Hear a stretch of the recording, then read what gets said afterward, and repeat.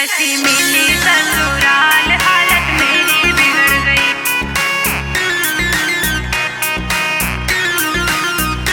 कैसी मिली ससुराल हालत मेरी बिगड़ गई।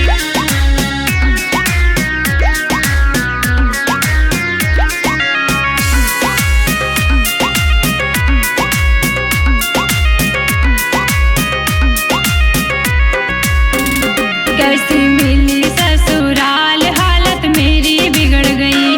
कैसी मिली ससुराल हालत मेरी बिगड़ गई। हालत मेरी बिगड़ गई। हालत मेरी बिगड़ गई। कैसी मिली ससुराल हालत मेरी बिगड़ गई। कैसी मिली ससुराल हालत मेरी बिगड़ गई। कैसी मिली ससुराल हालत मेरी बिगड़ गई।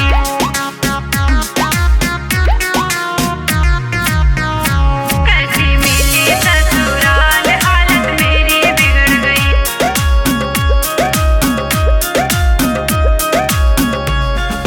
सासु हमारी कैसी है सबको देऊ बता। सासु हमारी कैसी है सबको देऊ बता। सबको देऊ बता। सासु हमारी कैसी है सबको देऊ बता। सासु हमारी कैसी है सबको देऊ बता। सासु हमारी बड़ी चटोरी। सासु हमारी बड़ी चटोरी दिन भर बैठी खाए। कभी खाए समोसा तो कभी खाए रबड़ी। कैसी मिली ससुराल हालत मेरी बिगड़ गई। कैसी मिली ससुराल हालत मेरी बिगड़ गई।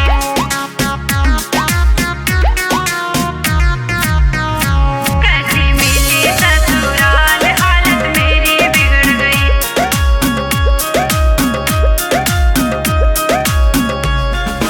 जितनी हमारी कैसी है ये सबको देऊं बता। जितनी हमारी कैसी है ये सबको देऊं बता। ये सबको देऊं बता। जितनी हमारी कैसी है ये सबको देऊं बता। जितनी हमारी कैसी है ये सबको देऊं बता। जितनी हमारी बड़ी आलसी। जितनी हमारी बड़ी आलसी दिन भर लोट लगाए। कभी इधर पड़ी तो कभी उधर पड़ी। कैसी मिली ससुराल हालत मेरी बिगड़ गई। कैसी मिली ससुराल हालत मेरी बिगड़ गई।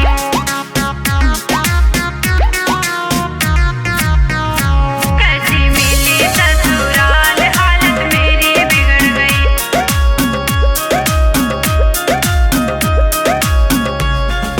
ननदी हमारी कैसी है सब सुन लो कान लगाए।